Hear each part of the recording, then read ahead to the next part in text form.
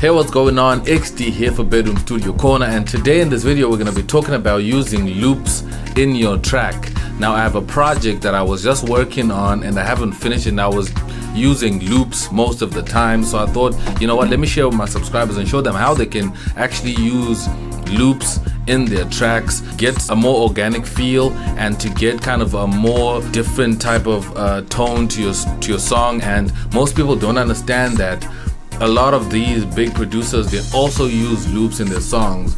If you hear some sounds that you don't understand, most of the time it's usually, loops that they get from the internet and they buy and they put into their tracks. That is also allowed. A lot of people just look for sample kits and sample packs with just drum samples, but they don't look for loops of pianos, loops of drums, and loops of other various sounds. You can also look for these as well in order to give your track a little bit of that organic feel into them. So instead of just looking for samples of drums only, also look for samples of certain elements like synths. They will help spark an idea in your mind that will actually help you create like a whole other different level of music. Okay, now we're gonna get into FL Studio and I'm gonna show you the track that I have made. Now before we get into it, leave a like down below and support the channel. Now let's jump into it. Okay, now we're in FL Studio and let me show you the project over here. This is the arrangement, and as you can see, I've got some loops over here. This loop, this first one here, the second one here, and this voice I have over here, and these ones. So the only thing I actually made was just this pattern over here, this pattern 1, which is this one here. So I have morphine loaded and I have morphine playing as bass. I'll just actually rename this to bass. Bass, there we go. And I have a kick and a clap and a few hats over here. So let me play my first loop, the one I got first, this one, Davinci, Chicago Fire.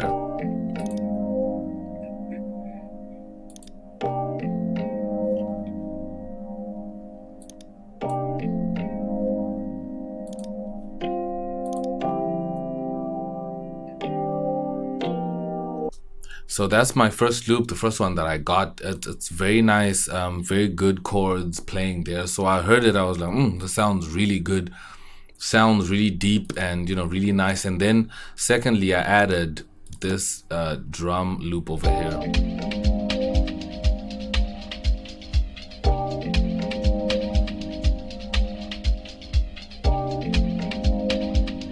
So with that loop of these drums, it just took the track to a whole nother level, and it felt so organic, like real nice and jazzy, like that soulful type of organic feel that you're looking for in a track. I mean, to actually achieve this type of sound of this loop, this loop with the drums over here, you would have to kind of go through a lot of processing, and you would need to do a lot to the drums themselves to actually get to that type of a sound, because the drums feel old, they feel vintage, they don't feel new and electronic, they just feel really organic, like live drums, and so does the piano as well.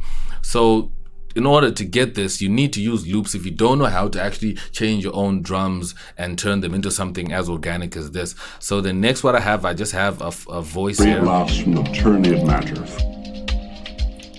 Free at last from the tyranny of matter. Free at last from the tyranny of matter. I have no idea what he's saying. I think he's saying free at last something. Free at last from the tyranny of matter. Yeah, I have no idea what he's saying, but that's the deepness of the track. You have no idea what he's saying, but it's something deep. It's just a voice that just captures and just sets the mood. That's what I love about deep house is we use elements that people don't understand. They're not really making sense, but it just comes together all nicely. So the next what I have this guitar. From the tyranny of matter. Free at If you hear that pluck, that guitar, I know the other note over here is not really in key with our track, but it's so distant that you cannot hear it. All you hear is that one pluck, the main pluck that's coming in nicely into the track. Free at last from the tyranny of matter. Free at last from the tyranny of matter. Free at last from the tyranny of matter. And the next what I added was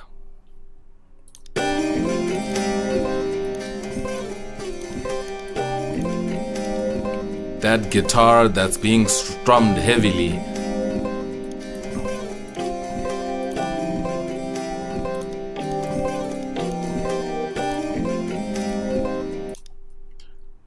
And then what I added last was this clap.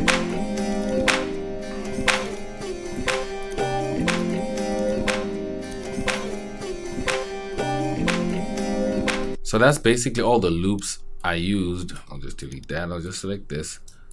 I'll just put the drums right beneath the clap so we can see what is what. Okay, so that's all my loops. Now together they sound like this. Free at last from the tyranny of matters. Free at last from the tyranny of matters. So that's cool. It all sounds nice, but it still needs a lot of mixing, and it still needs a bit of more backbone to it. So the backbone that I added to this track was the bass. Now let me just mute all these other sounds like kick. Okay, there we go. Free at last from the tyranny of matters. Free at last from the tyranny of matters. So my bass is pretty simple. Free at last from the tyranny of matters. Free at last from the tyranny. There's these bass dB MC in Morphine. That's just a stock sound. That's not a sound I made. It's just a stock sound. Free at last from the tyranny of matters. Free at last from the tyranny of matters. Free at last from the I just added a little bit of drive into it. Free at last from the tyranny of matters. Free at last. And then I just added a little bit of Free at percussion. last from the tyranny of matters. And another clap over here. And a kick. Free at last from the tyranny of matters. Free at last from the tyranny of matters. Okay, so that's our track. Now, what we need to do now is send everything to the mixer. Like you can just select everything like this. Then you can press Control L and everything will go straight to the mixer. Free at last from the tyranny. So now all your sound are here. Now, if you notice to the left side, if I play it again, it's blown out. The sound is like really Free at loud. last from the tyranny of matters. That means all the sounds are like really loud, and they're playing at their, you know, like the whole mix of every sound is really loud because a lot of things playing. And most of these samples usually they come as like a full sound. They come maximized. Like you can see this vocal sound over here, this Bill Laswell is like really loud. You can see it's going all the way up to kind of 0 dB, and this piano as well is like really loud, and this clap as well. So that's why it's going all over there. So what you can do is I can just select Control Shift and then just select everything, and then just lower the volumes kind of to -12 over here to -12. Free at last from the tyranny of matters. Much better. Free at last from the tyranny of matters. Now we can start adding effects and we can start processing our sound. But what we just did right now is gain staging. So we just drop down all the levels to a safe level where we can start picking up from going to 0 dB. I have a video on gain staging. You can also check that out and see if that can help you as well, so that you don't just make music in a loud manner. And another key thing to always not do, because this is a mistake a lot of producers make when they're making music, is that they always want to add stuff to the master before actually getting to the mastering stage. So this is actually a problem. Do not add anything to your master before you start mastering. While you're still making your track, make sure your master bus is empty, because what people do is that when the music is loud like now, then they're like, oh, it's too loud, let's, you know, lower the volume. Then they come and they lower this volume over here. It's the same thing. You didn't lower anything. Your sounds are still gonna be clipping over here at the master bus. So what you need to do is lower the volumes of the channels themselves and pull them down. You can either pull them down there, or you can come here on the side and then pull all of them down. So it's the same thing. So do not put anything this side on your master bus, because the effect that you're going to put there is going to be affecting your whole sound and not just the one sound. And sometimes you just need to tweak the one sound and make sure that you're hearing just that one sound only as it is. So now Let's start working on our sounds. Let's just loop the keys first. Free at last from the There they are. Now firstly just add an EQ. I'll just add an EQ here. Now we can see that it's got a lot of mid-range and a bit of highs here. So what I'll do is I'll just lower some of the low end. Just give it a little bit of a low shelf here. And in this track I already have a reverb and a delay set up. Now I like to change this delay to like a delay 3. Delay 3 is my favorite delay right now. If I'm not using H delay by Waves. But for for this instance, I'm going to be using H delay.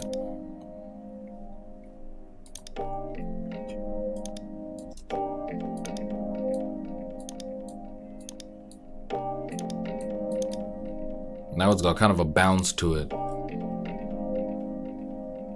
And we did a little bit of EQing. So now next we go to that loop, that drum loop. This one here. Just raise it up a bit because it's drum, so we need it to kind of come across a little bit louder than the keys. So now we're actually building up a mix.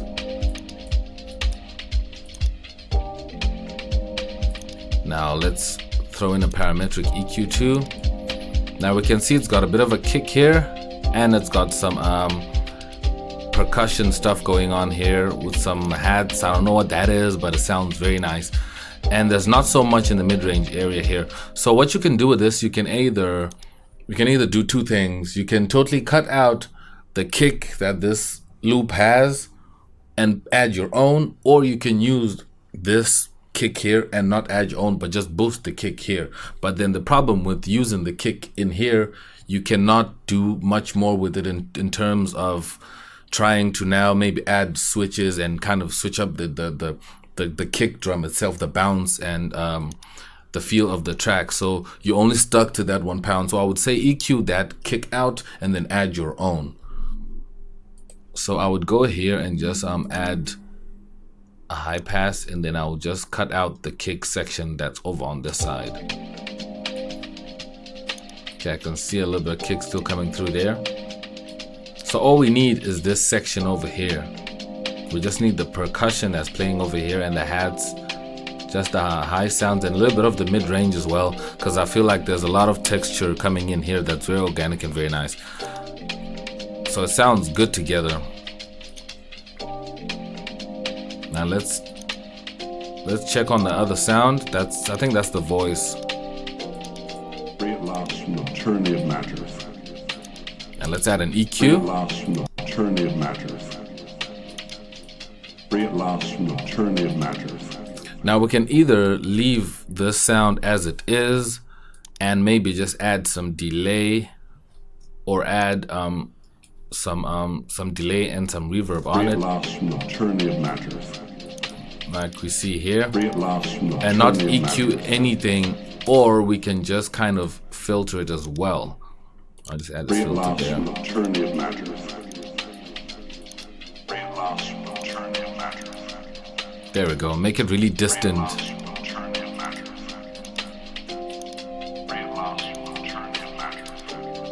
So it sounds really dreamy and really surreal and really deep, like it's a dream, like it's something that you do not understand, but you can hear someone is saying something, but you don't know what exactly they're saying. So we're trying to keep that deep feeling in, that feeling of not understanding what's really going on. So we can EQ all the low in out, because now it sounds too natural when it's got all that low end. So make it like a distant radio or a distant TV playing somewhere far in the distance. Then we have this other sound here. That's that little guitar. We can add a parametric EQ, add a filter again. We don't want all this low end. Okay, we can leave the high end in. Then we send it to some reverb. Give a little bit of delay. Maybe just a little. We just want that one pluck.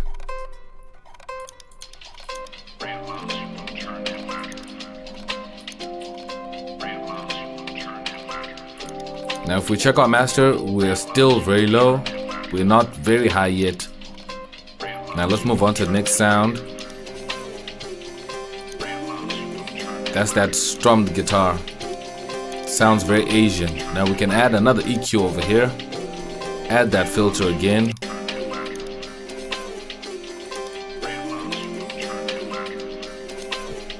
And for this one, we can make it kind of a bit wider so that it's everything is not just smack dab in the middle of our mix.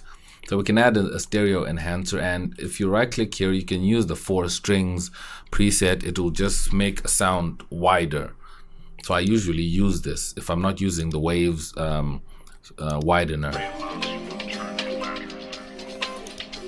So as you can hear, if you've got headphones on or good speakers, the sound is really wide now. It's like really to the left side and to the right side of your, of the stereo spectrum.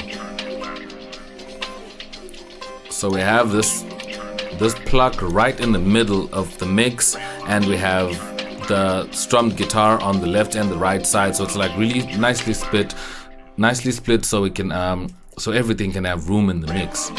That's another way, you can do stuff. Instead of panning, throwing something to the left or to the right, you can just do like a doubler effect. What I just did just now with the stereo enhancer. It just does a doubling effect. That's really nice. So now we can add our other sounds. And then the bass.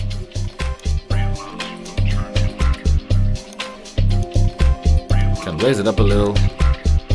Now you can see our sounds are going all the way up.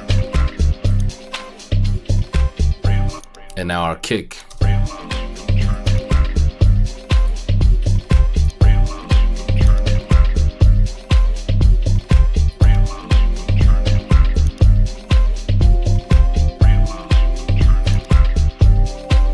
And our mix is still pretty safe. It's just the kick, the one that came in and added a lot of that gain that's now picking up to 0.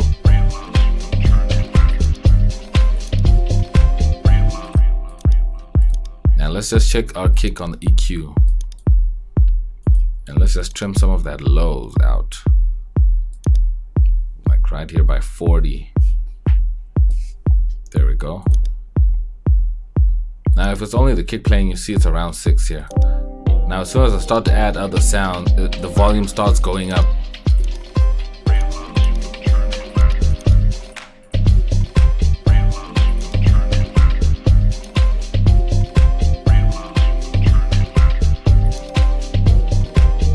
Yeah, so anyway, that's the video I wanted to show you guys today. I have something special for all my subscribers. Come close.